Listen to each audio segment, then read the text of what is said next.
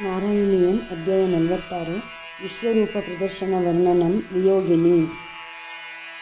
अयि देवपुरा किल त्वयि स्वयमुत्थानशयेस्तनन्धये परिजृम्भणतो व्यपावृते वदने विश्वमचष्टवल्लभी सर्वदर्शिने नमः। पुनरप्यत बालकै समं त्वयि लीला निरते जगत्पते फलसञ्चय वञ्चन क्रुधा तव मृद्भोजनमोचुरर्भकाः विमुक्तात्मने नमः। अयि ते प्रलयावधौ विभो क्षितितो यादि समस्तभक्षिणः मृदुपाशनतो रुजा भवेदिति भीता जननी चुकोपसा सर्वज्ञाय नमः। अयि दुर्विनयात्मकत्वया किमु मृत्सा भतवत्स भक्षिता इति मातृगिरं चिरं विभो वितथां त्वं प्रदिजग्निषे हसन् ज्ञानायोत्तमाय नमः।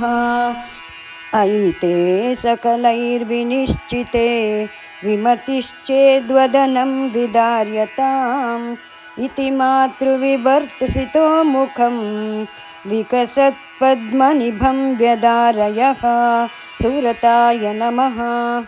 अपि मृल्लवदर्शनोत्सुकां जननीं तां बहु तर्पयन्निव पृथिवीं निखिलां न केवलं भुवनान्यप्यखिलान्यदीदृशः सुमुखाय नमः।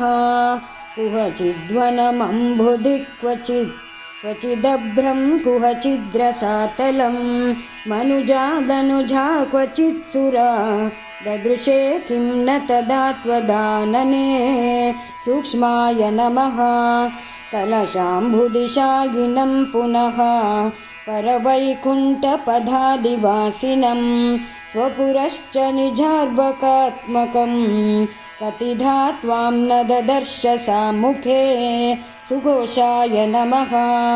विकसद्भुवने मुखोदरे ननु भूयोऽपि तथा विधाननः अनया स्फुटमीक्षितो भवनानवस्थां जगतां बतातनोत् सुखदाय नमः। धृततत्त्वधियं तदा क्षणं जननीं तां प्रणयेन मोहयन् स्तनमम्बदिशेत्युपासजन् भगवन्नद्भुतबाल पाहि मां सुहृदे नमः। इति 46 दशकं समाप्तं। नारायण नारायण नारायण नारायण नारायण नारायण नारायण नारायण नारायण नारायण नारायण नारायण।